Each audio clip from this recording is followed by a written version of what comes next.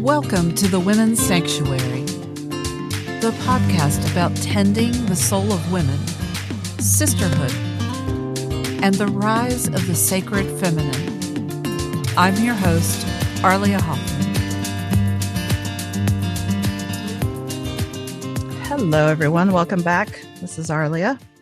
And I have another guest today. Always makes me excited when someone joins me at the microphone.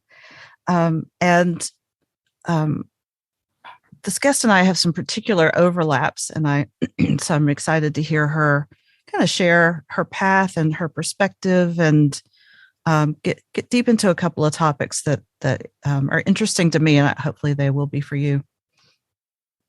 Oh, one more note. This is the Women's Sanctuary, as you know, but I really like to preface it by saying this is a place where women come together to sink into kind of their shared experience, their stories, because we are all our stories and they matter. And I've designed this place to be a place of sisterhood and learning and inspiration. So that's who we are, and this is where we are right now. And coming into the temple space today is Robyn Hubbard. Robyn and I met in the world of spiritual companioning, and she's going to help us unpack what that is through Spiritual Directors International. And I was at their conference and heard her speak, and I was like, instant recognition. I'd like to work with her. So we're gonna talk in depth with her today. She's a spiritual companion, grief counselor, certified dream work facilitator, body work, and a well-resourced guide into the depths of self, where we access our jewels of transformation and soul growth. Her work involves spiritual companioning that includes deep listening, dialogue, somatic awareness, embodied movement practices, and the exploration of dream material that is symbolically represented through our sleeping and waking dreamscapes. Her broad background of body-mind healing and movement-centered work includes biosomatics, inspiration from 5 rhythm stance, soma source, and authentic movement, along with her longtime passion as a dancer and soul-centered mover. A broad array of dream perspectives, Jungian and depth psychology, indigenous and interspiritual wisdom also deeply inform Robyn's work. Hi, Robyn. Welcome to the Women's Sanctuary. Hi, Arlia. Thank you so much. I'm so honored to be here in this place of sisterhood and sanctuary. I'm thrilled to have you. When I got acquainted with your work, you were presenting what you call the 4 paths of soulful living and grieving, which I just found so moving. It was really helpful for my path and my process. Let's start there. Just speak a little bit about what that is and how that came to be. Mm-hmm. Yeah. So the 4 paths of soulful living and grieving for me was born out of my kind of roots and connection with creation spirituality. I have a Doctor of Ministry degree in creation spirituality through the lineage of Matthew Fox and his school that is no longer in existence. But so just briefly, Matthew Fox has named, the 4 paths of creation spirituality, which, is born out of a ancient, ancestral, indigenous, religious, like spiritual traditions in even the cosmos. Is what is sort of the essence of creation spirituality. And so my 4 paths of soulful living and grieving, I found that through my work as a grief counselor, as a dream worker, as a somatic and movement-based therapist, I wanted to, the 4 paths of creation spirituality are, named in kind of Latin and more spiritual and religious-based terms, not religious, but spiritual. And I really wanted to name them to make them more secular, make them more meaningful for everyday life, for my own personal experience, and for how I could share them with others, how it could be a meaningful map for our everyday life experience and our life's journey unfolding. And so I named it, out of that inspiration, I named these 4 paths: resource, which is the strengths, things that we draw on that strengthen us, that connect us with a sense of awe and wonder and bolster us, and the things that fill us up. And release is the authentic. These are the paths. Mm-hmm. Resource, release is the authentic expression of emotion. Is like really naming this place in this. What I have found important to reclaim grief as part of a soulfully lived life. Mm. So this path of release is the opportunity to create a space to authentically express our emotions, and kind of more specifically, the more difficult ones, the ones that feel good are easier to express and share, but the more difficult ones have culturally been, more repressed and suppressed and all of that. So this path offers that space to name those emotions. And once we name and allow the movement mm-hmm. and flow of those emotions to move through us through this path of release, it leads us into the path of renewal, because that creates spaciousness. It creates awareness, like connection with new inspiration, creative ideas, new sense of, discovering new meaning, just a renewed sense of whatever's coming forward, because we've moved some of this, we've created the space for recognizing what's available underneath mm-hmm.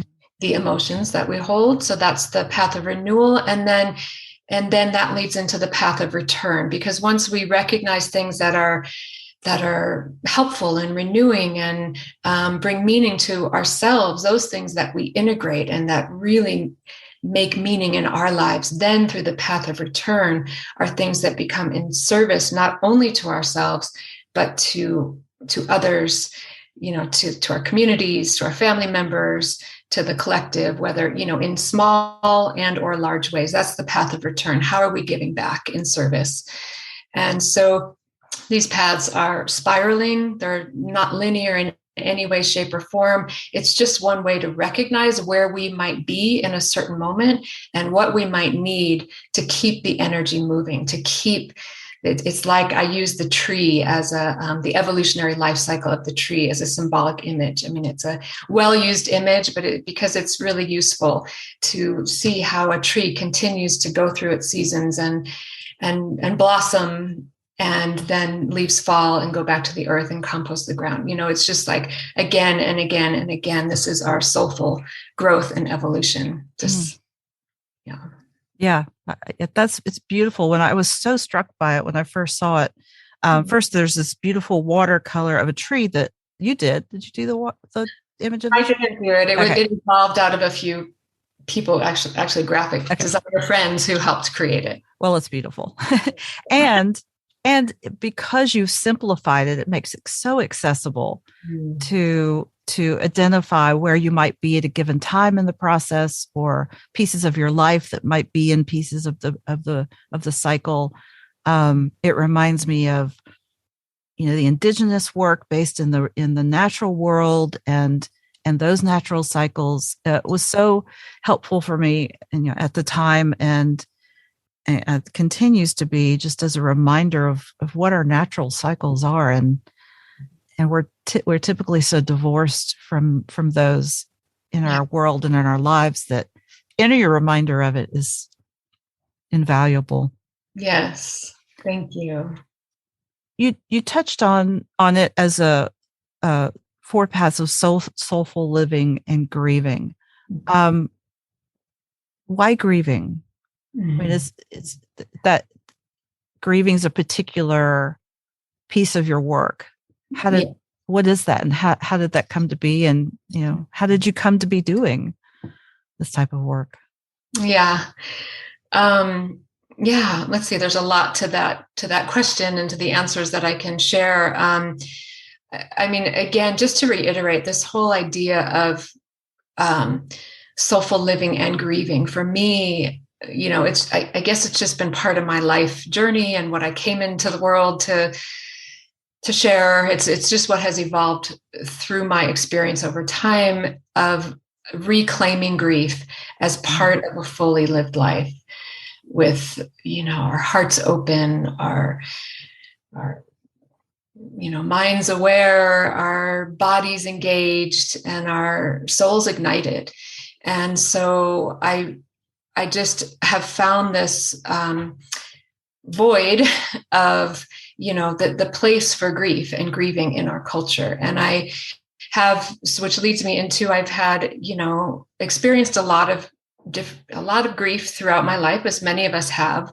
And a lot of, big challenges that started early on in life. And one of the biggest ones that really I feel like defines and continues to guide the course of my life is my mom getting brain cancer when I was 13 at a very, important time in my life. And my mom was my world. And I had two older sisters, and I saw my mom, to use that word, companion them through adolescence. And here I was kind of alone because she was very consumed with her treatment and the effects of the brain tumor and all of that. She actually lived she had an incredible, what maybe some would call a spontaneous healing that lasted for 7.5 years, though there were deficits that she experienced. And then she got another brain tumor when I was 20. And by the time they found it, it was 30 days until, she died 30 days later. And, one of the stories I share a lot is, and how this reclaiming grief as part of a fully lived life has come to me, is that when she was dying, and we didn't know, the doctors told us she had 6 to 9 months to live at that point. We didn't know she would die in 30 days. And we were trying to keep her at home. And she was in this blissful state. It was really incredible. The brain tumor had affected her brain in a way that she was living in this blissful state. She knew who we were, but she hadn't really talked a sensical sentence in these 30 days. It just scrambled her brain in a way where everything was just wonderful, but she was like, putting ketchup on her ice cream and ice cream on her steak and eating these weird things and saying these weird things but it was just so wonderful in her experience. And so there was this message, and I was 20 at the time, that, to not cry in front of her. So she didn't catch on that she was dying, so because she was in this blissful state. So we kind of made this agreement to not cry in front of her. And it was really hard.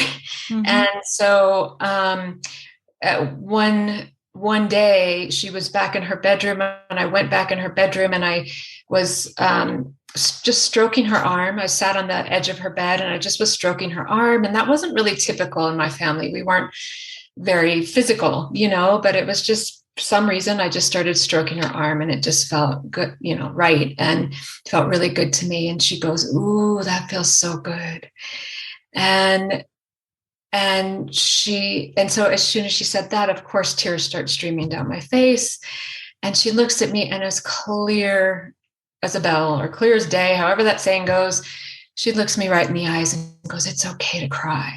It was the most clear message she had given in, because she died a few days later, it had been almost 30 days. And it was this moment of, oh my God, and she went on to share, like basically in little broken sentences now, but still clear, that she knew she was dying. And it was us who were fooling ourselves, and it was just a really profound moment that was her last sort of mothering moment with me, that she really ingrained in me, one, that it's okay to cry, and two, that, we know so much more than we think we do, or we think each other do. And so by pretending something doesn't really make sense. And it didn't resonate with me from the beginning. And she affirmed that for me. And so that is the thread that I carry forward from her life that really has informed me about just being real with people and really allowing grief to be a real part of our experience. And in my experience, again, I've been through numerous medical issues that have really required me to face my own mortality for whatever reason, over my adult life. It's just been my journey, among other, losses and things that, that this is just how I've grown. And by really kind of doing the descent journeys that these experiences have taken me on, I found that I somehow, whether I learned it or it's come naturally to me, I don't really know, that I found that I was able to find a ground in the bottom of the descent. And I was able to just lie there and be with it and let that experience do its whatever alchemical work. Not that I would even be able to say that in the moment of those experiences I was having, but I noticed over the course of my life that this is a place that at least is familiar to me, not comfortable at all, but familiar. And so again, over time, I found that I'm able to hold this space and be with and companion others in this type of experience, and either hold that knowing that the ground is there, because a lot of people are afraid to really fall and because they think like there'll be no bottom, or just be there with them. So that's been, I think that answers the questions that you originally asked. Yeah, that's so beautiful. The idea of a ground is a theme for you. I noticed on your blog post from a couple of years ago, you talked about the ground and finding the ground and grounding yourself and finding that as a touch point to kind of know you've reached bottom, right? Yeah. And you're still okay. You're still here. Yeah. And it's somewhere to rest. It's somewhere to rest in the middle of it all. Because I think culturally, again, we're like, we don't have a role model with a lot of good role modeling to just rest there and let our lives kind of lead us or unfold, or let the alchemical transformations kind of happen. It's this, kind of need to be up, and just pull up our bootstraps and get on with it and, not really go there. But that, for me, the rest is really important. It is. And as you're talking, I'm thinking about another version of always being up and going is mining these experiences for the gold. Yeah. Rather than just allowing them to come to us. Yeah. Yeah. I mean, for me, it's both and, for sure, my whole life has been mining for gold. Again, I feel like I was doing that as an infant. I don't know. I just have this deep longing to mine for the gold of this life, of my life, and of my soul's journey. And also just allowing that I'm not so in charge, to remember that I don't have that much control to dig and find every morsel, or maybe I don't have the energy or something to do that solely, that to the allowing also, and the resting in, and just allowing the natural evolutionary life cycle to occur. So for me, it's both and. Yeah. I'm just reminded of Psyche's tasks. I don't know if you're familiar with that. But Aphrodite gives Psyche tasks, and one of them is to separate the poppy seeds from a pile of dirt. Yeah. It's like, this is impossible. I can't do this. But she falls asleep. And when she wakes up, the piles are sorted. Yeah. Which actually, I want to talk about spiritual companioning, so we will get there. But that leads me into dreams, because to me, that story says, in that state of rest, and one could say even in the dream world, some of that gets sorted behind our eyes, behind, in the unconscious, in our soul's work. When the outer shell and the mind get to rest, that unconscious life springs into action. Yeah. Yes, I agree. And it's like the dream world and that unconscious impulse is like that there's, it's like calling us forward. That's been my experience with dreams, and dream work, and how I came to dream work was also not an easy journey. I was plagued with horrific nightmares my whole life. And, I mean, so much so that there were many years so that I never felt rested. I'd wake up and I would still be wrestling with the intensity of these dreams. And, to make a long story short, when I started my doctoral program, there was a teacher by the name of Jeremy Taylor, who I didn't know at the time. And he ended up becoming my primary mentor for over 25 years and continues to mentor me from the other world, as he died in 2018. But, when I took that first course, just because dreams had been an important part of my life, not only the nightmares, but somehow my dreams felt like they had guided me. I mean, since I was a young child, and again, I wouldn't have been able to name that, but I just somehow knew that there was a guiding force that came through my dreams. There was also a terrifying force that, kind of plagued me through my dreams. But when I took the first course with him, my whole world opened up, where in that first course, it was completely life-changing. I somehow was able, just through whatever he was transmitting and the energy of the room and the dream world and all of that, I had the experience of kind of opening the veils in a way of really experiencing the continuum between waking and dreaming life. And it was just really very life-altering for me.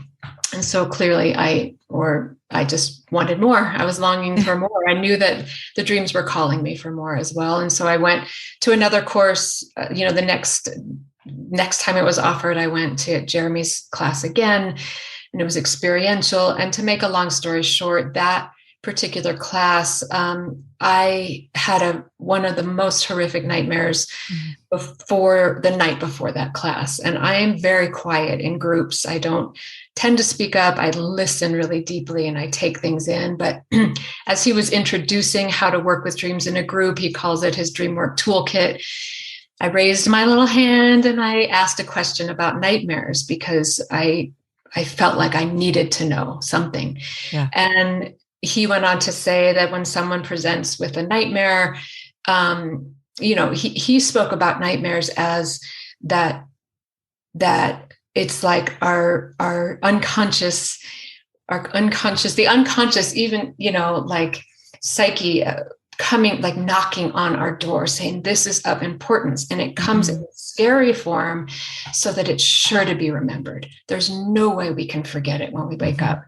And he drilled inside of me, and I've come to really trust it myself over the years that I've worked with my own dreams. And now, with so many people over the years, that because a dream is remembered is because we have the creative energies, the supports, the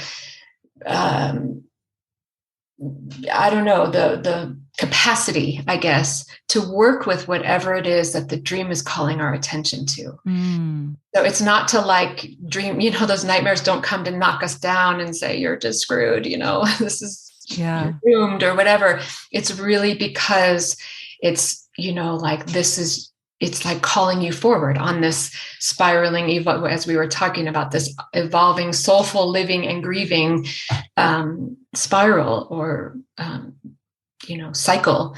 And so in that class, he said that a nightmare always takes precedence for sharing. And not only does it have importance for the dreamer, but also can have importance for the group.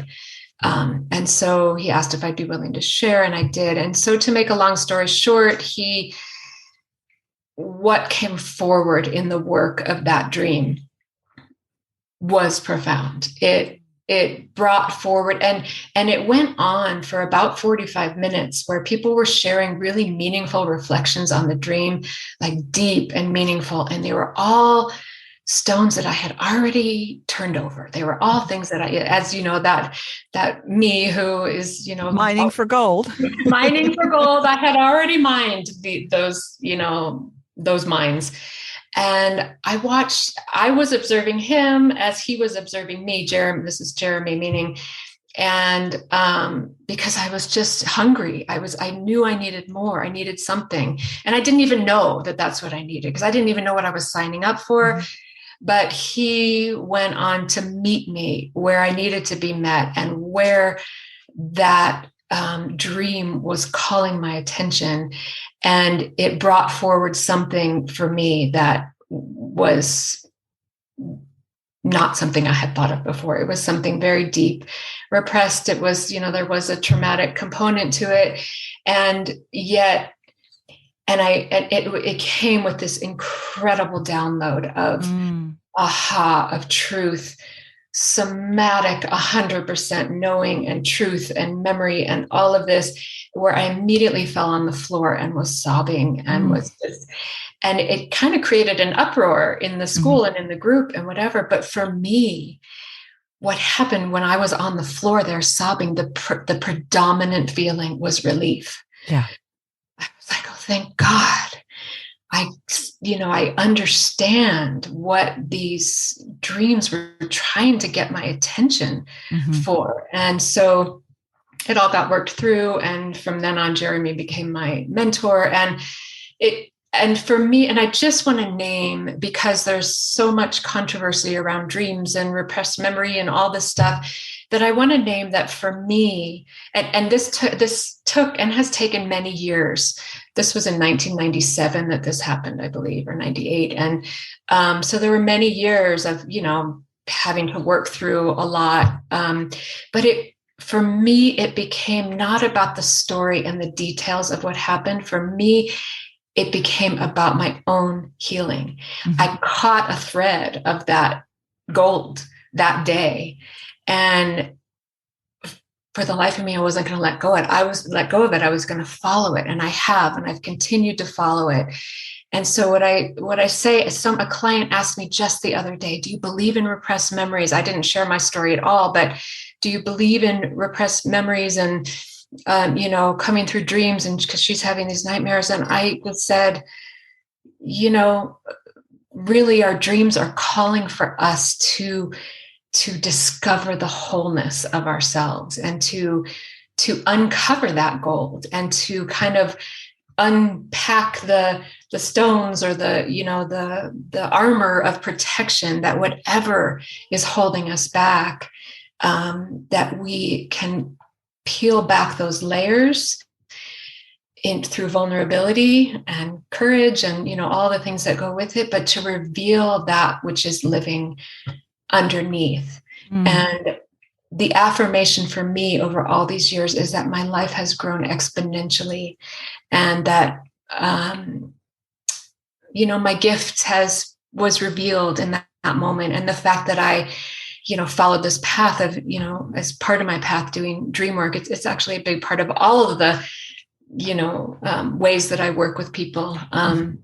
So again, that's a long story of how dream work speaks to me, and how it has guided me, and how it continues to unfold as I work with other people's dreams and continue to work with my own dreams. So that's so illuminating. So what I was hearing was that, and I've done a little bit of dream work, but this is new to me, that the nightmare is calling, is so intense because it is calling for your attention, and it's imperative that it have your attention. But also that just this notion of repressed memories, at least in the sense of the dream work, it almost doesn't matter whether they're repressed memories or not. That's the content that's coming forward to get your attention. Exactly. And that has been the impetus, the alchemical, nectar of my own healing, of my own growth and evolution. And it could be other lifetimes that I'm processing this. It could be a collective nature of something that I'm processing. I really decided early on that I was not going to get caught up in the details of the story, which still largely elude me. Mm-hmm. And it has become something that doesn't matter to me. It's more about exactly what you're saying is really drinking the elixir and the gold and, whatever that is, that continues to be freed and expressed through me and beyond me and in the path of return in ways that I'm able to give back. Oh, yeah. Yeah. Well, okay. That brings me to my next point, which is in your bio, you talk about, and this is talking about grief, but I'm sure you just said dreams, and I'm sure they both apply, about how we process and integrate grief and loss through the portal of resilience for the sake of both personal and collective evolution. Mm-hmm. Say more about that. Yeah. How does my grief or my dreams impact the collective? Mm-hmm. Well, again, it's kind of going on what I'm saying and then about my own personal experience by the way that I have allowed myself to wrestle with my own grief and my own experiences of all the deep, kind of dark descents that my life has taken me on, and really wrestle with it and really either mine for the gold or discover gold that I would have never, have been able to discover had I not been through the experience I had been through. And then also companioning so many other people, through their own grief and, traumatic life experiences that, first and foremost, my personal journey has, coming back to those four paths, is what has led me to this return path of this is how I give back. Yeah. This is how, knowing that through my grief, I discovered that ground and I trust and I continue to relate with that ground. And it becomes not just your resource, but your resource that you use with others. Yes, exactly. So that's the spiraling. It's my resource, but then it's what I also, as I integrate and metabolize all of these things and discover new levels and layers. And not that it's hierarchical at all, but just layers of meaning over, how it works in our lives as we grow and age, and just to have life experience that then we can give back. And that to me is how your grief, my grief, when we authentically allow it to cook us in a way,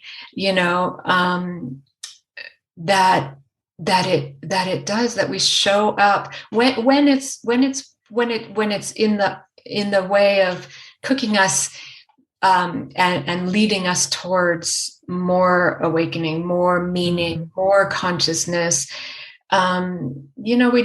It's not like, it's not like an adage or something that, oh, you're going through this so you can learn something or whatever. Mm-hmm. I really don't, I hate some of those, those phrases or whatever, because when you're in the middle of it, first of all, it's the last thing you want to hear.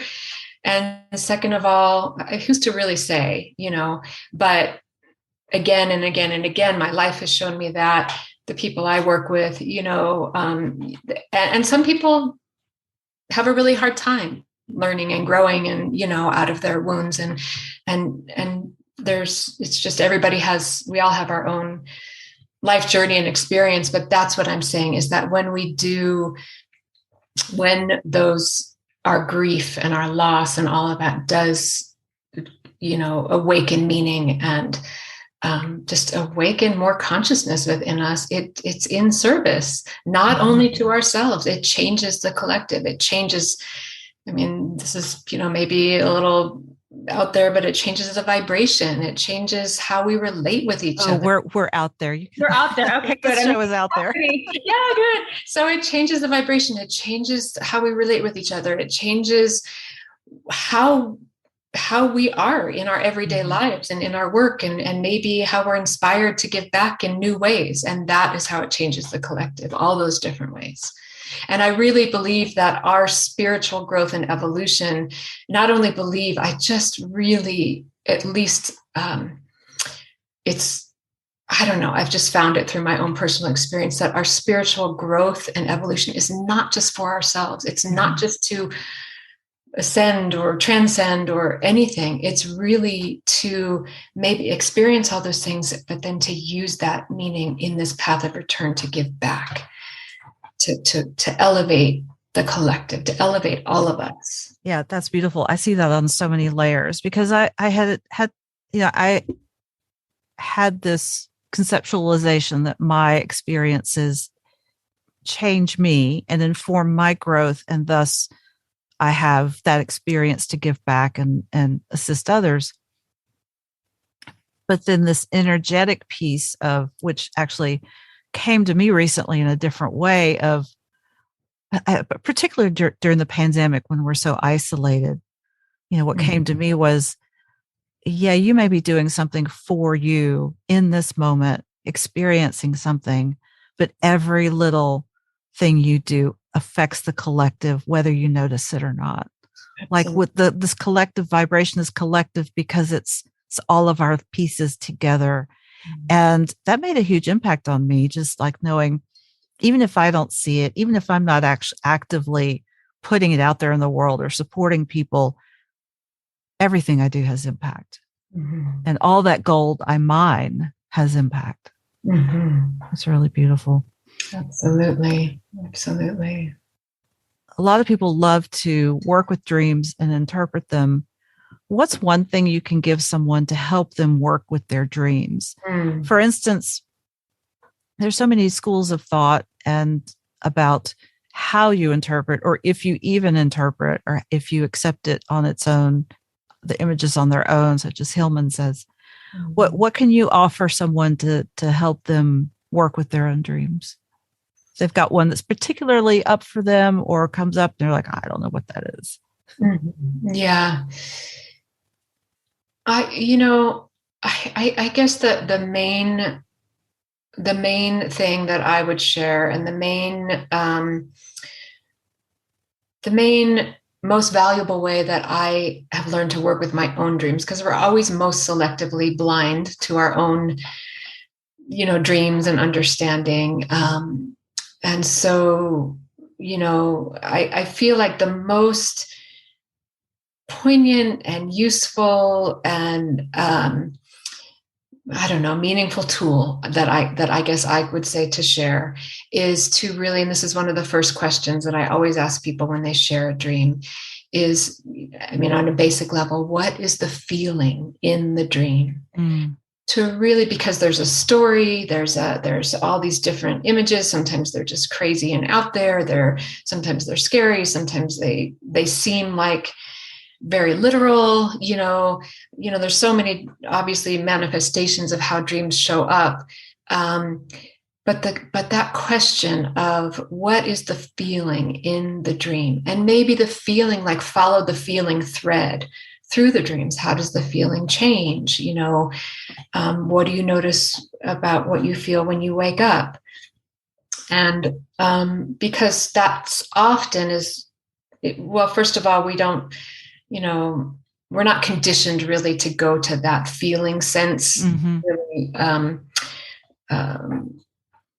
anyway, very regularly anyway. But, because dreams are so visual and crazy and whatever, it's often we sort of forget to really get curious about what the feeling is. And what goes along with the feeling is, really get curious about how you notice that feeling in your body. What do you notice?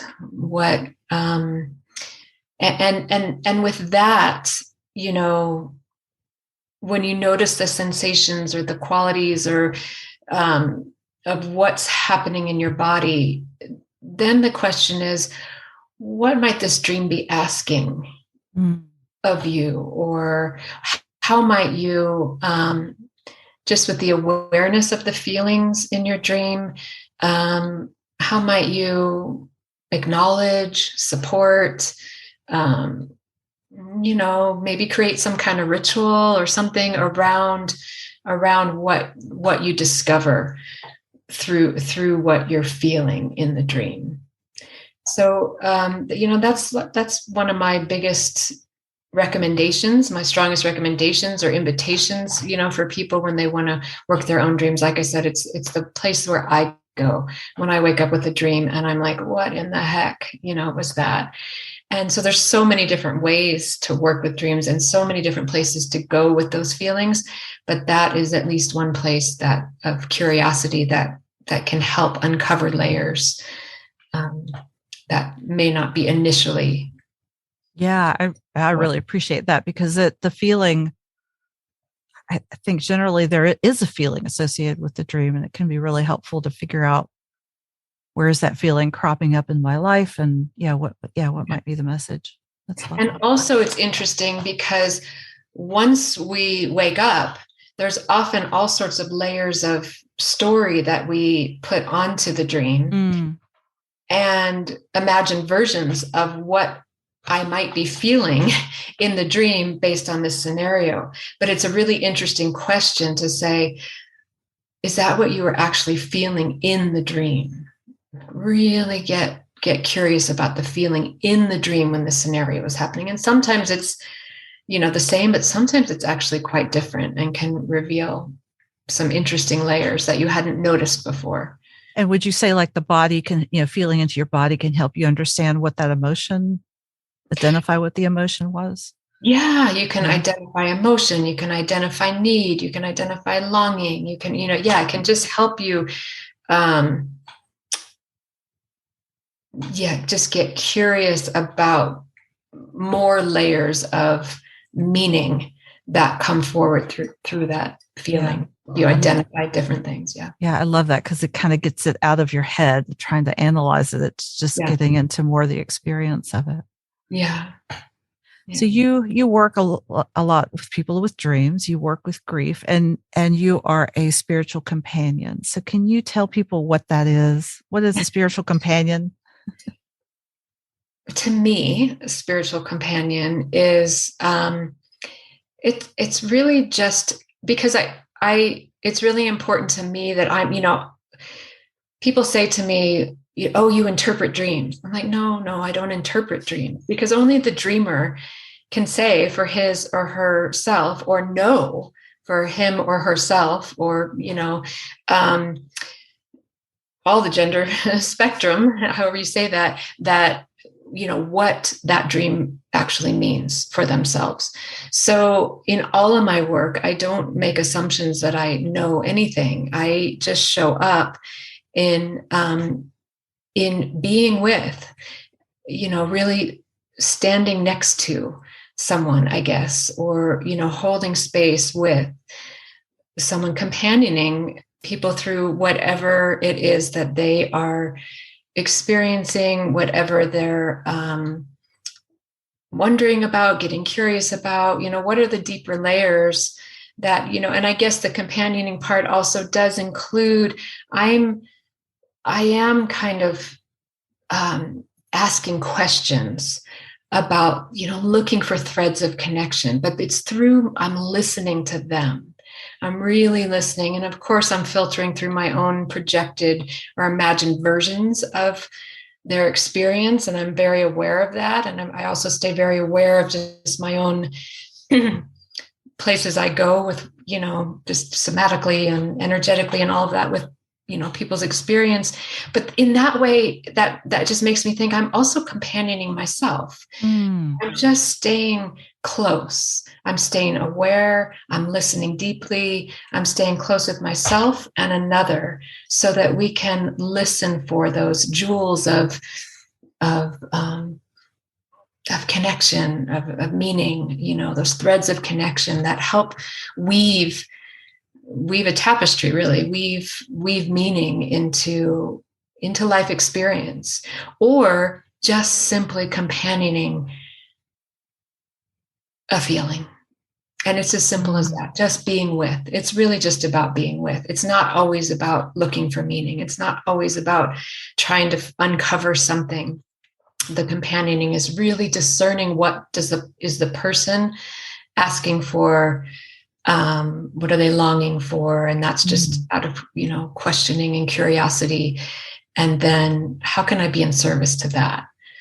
And that's how I companion. And sometimes it's just sitting with someone who's bawling on my lap, or like I did after the dream work, crying on the, sobbing on the floor, or beating the walls, or, whatever it is. Yeah. I can just be with that and not need to change anything. So to me, that's the role of a spiritual companion. And that's how I approach it. It's really beautiful. That's beautiful. And I can feel and actually know firsthand your ability to companion and hold, and the depth of, and really appreciate the depth of your experience, life experience, from the grief to the challenges, and then the dreams. Just gives you this real breadth of, as you said, well-resourced guide. Like, you are well-resourced to hold space, and I have experienced that firsthand. So I'm very grateful for the way you do hold space, and I can attest that it is an extraordinary thing to have a companion, someone to be with, or to walk with, or sit with, or cry with, or just witness. It's an extraordinary experience.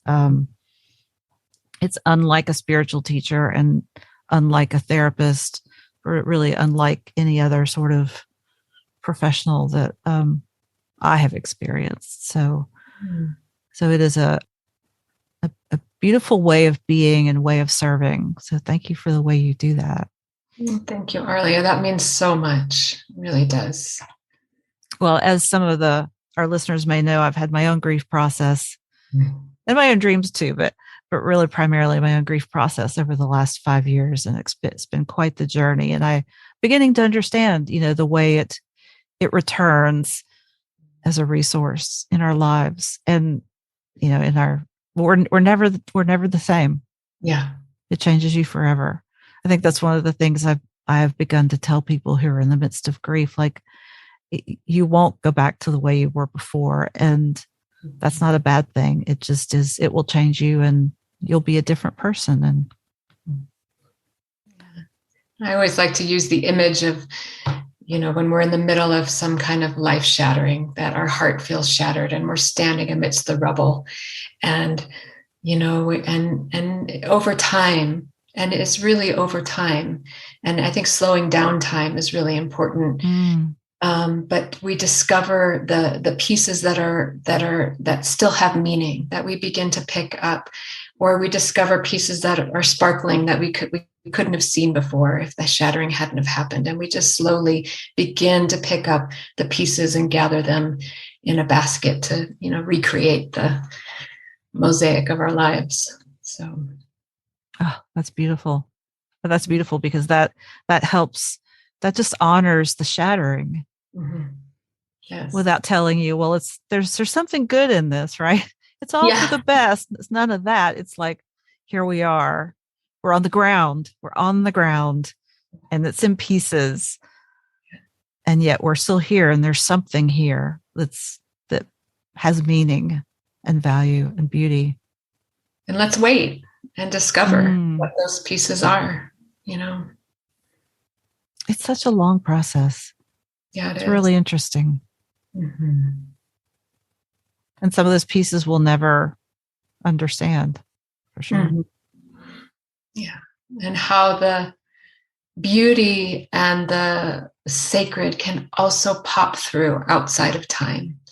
I also just want to weave that message in that, it's not only just a long journey of drudgery, those moments of beauty and meaning and whatever, they just tend to just pop up outside of time and in the midst of it all. And it's beautiful.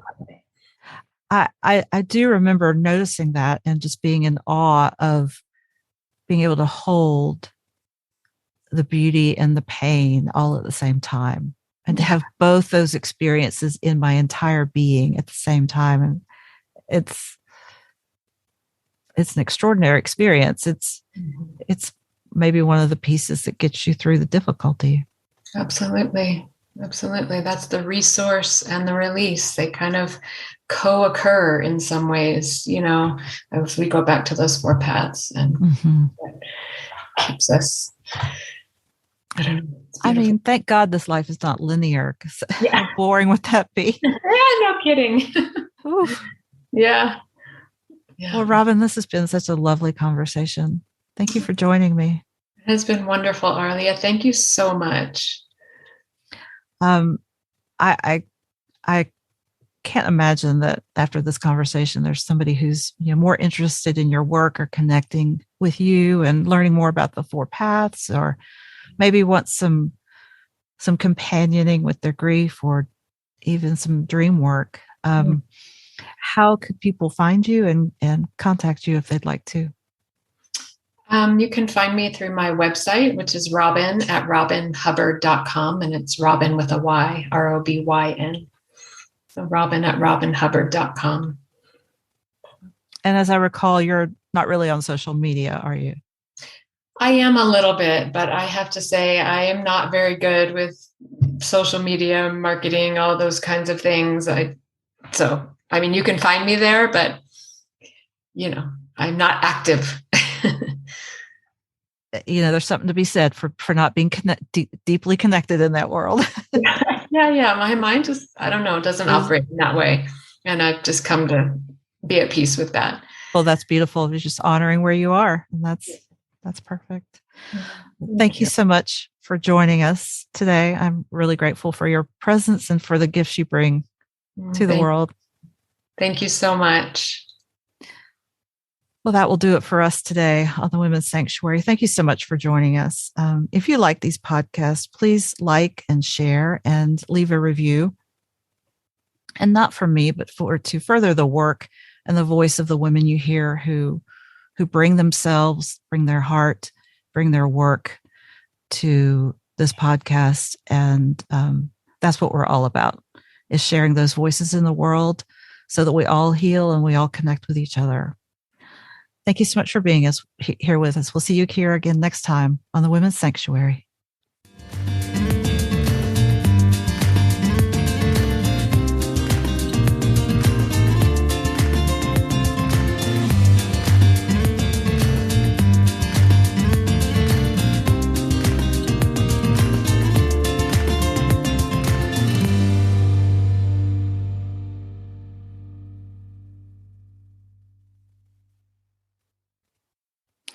All right, we're clear. Okay, we did it. We did it.